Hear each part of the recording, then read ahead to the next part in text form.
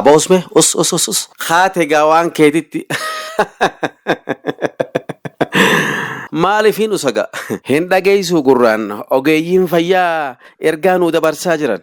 Akkam eeyyeen dhagahaa wal dhageessisa. Akkuma isinuu quba qabdanitti lolli talaallii pooliyoo yookaan laamsheessaa marsaa tokkoffaa fi lammaffaa ji'oottan dabran keessa kan namoonni isaa ni yaadatama. Kunoo ammas marsaan sadaffaan lolli talaallii pooliyoo fulbana 30 hanga onkololeessa 3 bara 2018 ni gaggeeffama.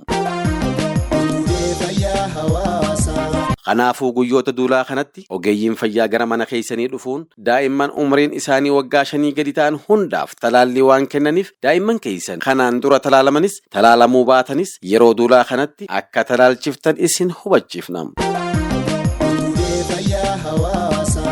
Dabalataan daa'imman talaallii idilee hin eegallee fi kan addaan kutanis adda baasuun dhaabbilee fayyaa wiirtuu talaallii yeroo hundaa'etti waan kennamuuf daa'imman keessan talaalchisuun dhukkubarraa baraara.